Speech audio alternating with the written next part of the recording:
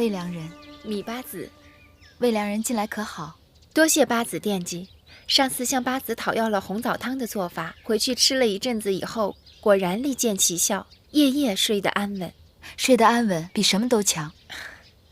马上又是年末了，我想绣几个荷包当做打赏的物件儿。宫里针线除了樊长史，就是芈月的好。樊长史整日病病殃殃的，也不便打扰。不知芈月是否有空闲，我好上门讨教。魏良人客气了，若是需要，随时到会院来找我便是。多谢八子。魏夫人在前面等着你，你若不想见她，可以叫侍女回来的。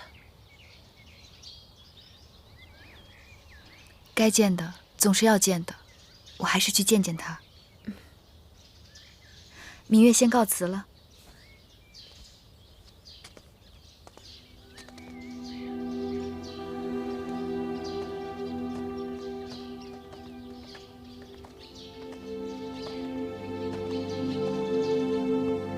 魏夫人，芈月，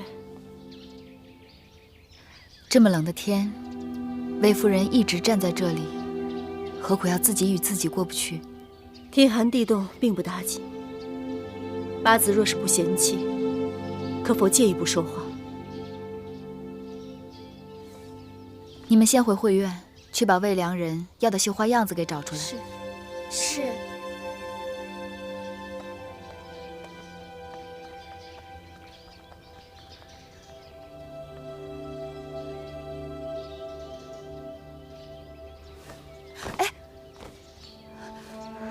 魏夫人，不要搞错了位分，怎么给我一个八子行此大礼？魏延苟延残喘，望八子能给我一条活路。宫中之事，全在大王一念之间，岂是我一个小小的八子能够左右的？八子虽是宫中新人，却有挪移乾坤的本领。我魏延虽得罪过人，但能恨死我的，你该是第一人。我当然恨你。倘若你是我，必定一样。告辞。如果我说一群人伏击往后车队的事与我无干，你可相信？我信。你信？我曾经以为是你，我恨你入骨，我甚至为了报仇才贸然进宫。你下毒、挑拨、诬陷，设计害我骨肉兄弟，你所作所为毒辣阴损，却没有拖出一个后宫妇人的心计手段。收买义渠，动用大军，置整个宋驾车队于死地，破坏秦楚联姻，挑起征战。你没有这个能力和气魄，你要的是后宫的地位，儿子的太子之位。若秦国陷于内乱，四分五裂，对你来讲也是一损俱损。你只看得到眼前，却不擅长舍近求远。所以收买义渠人，该是他人的谋略，而你只是魏国棋盘上一颗小小棋子。每一个出嫁女，不都是母国的一颗棋子吗？那要看自己是否愿意了。无论怎么说，魏国的这盘棋是输了。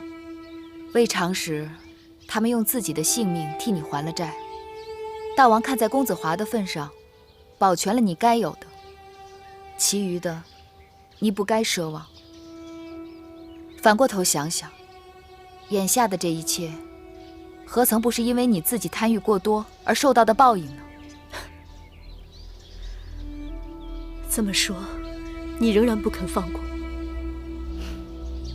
我从未有意为难过你，从何谈起放不放过？对不起，魏夫人，就此别过。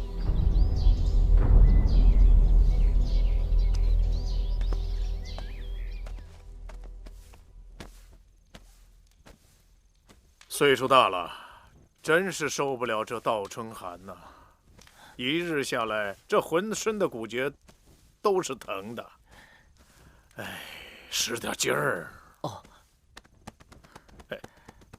这宫里的琐碎杂物，师傅您用不着事必躬亲的，让孩儿们去做就好了。你们能让我放心吗？不是手笨眼拙，就是脑筋糊涂。万一有个闪失出了差错，大王怪罪下来，看谁去顶罪。大监，冰香殿的彩屏来了。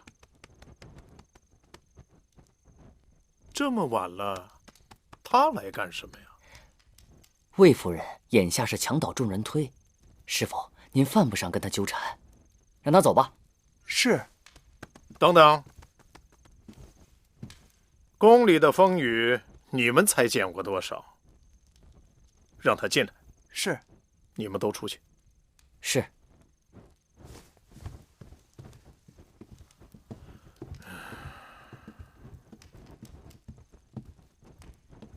大监，什么事儿啊？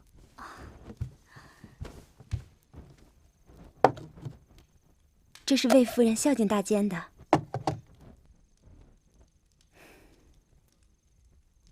无功不受禄，这是干什么呀？魏夫人说，受大监关照多年，这颗明珠只是略表心意。回去告诉你们夫人，夫人和我都是大王的人。侍奉大王，让大王高兴，这是我们的本分。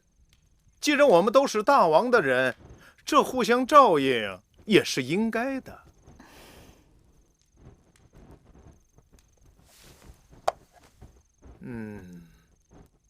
东西是好东西，不收吧，又怕你们夫人多心，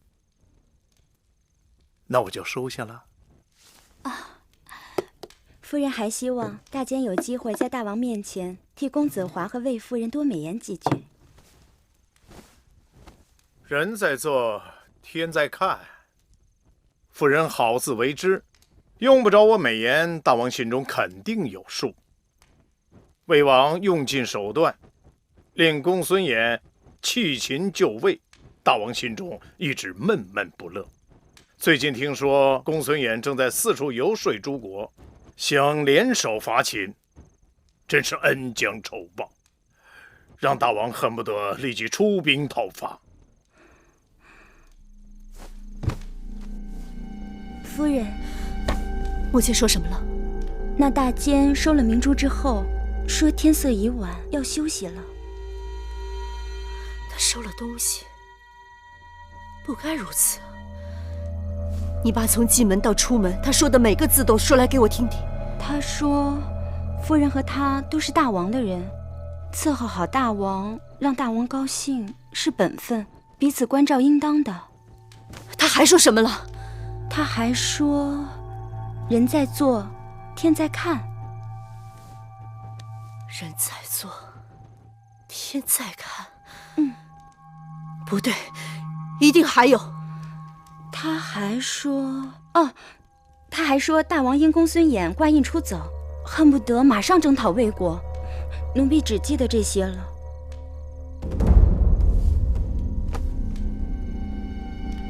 夫人，大监是说，大王有意攻打魏国。那话大约就是这样。你下去吧。是。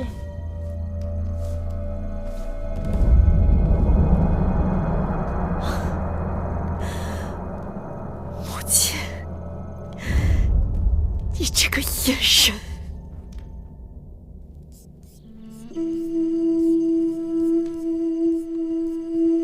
夫人，樊朝使来了。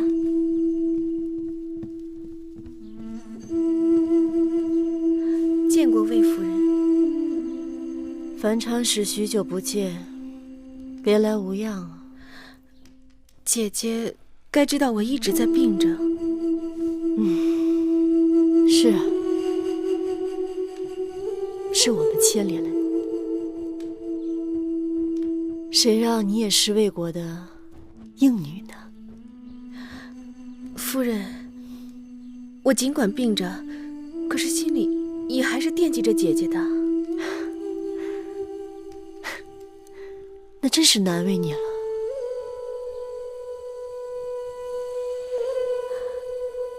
姐姐这是在做什么呢？又是笔又是墨的。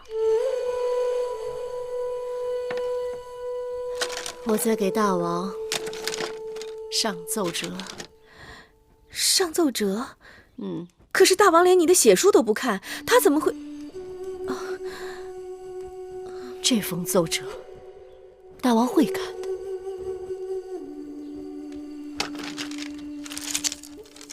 魏王十恶不赦，屡屡与我大秦为敌。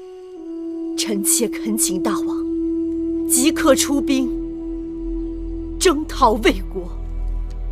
你看，我愿意公子华阵前为将，当征讨先锋。夫人，你要公子华去征讨魏国？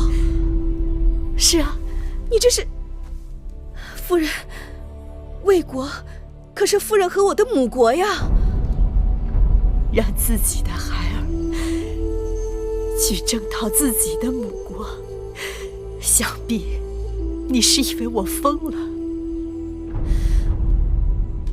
但这是大王愿意看到的我的诚意。真正的血书不用割破手指头，你仔细看看，这上面的每一个字都是血，都是血。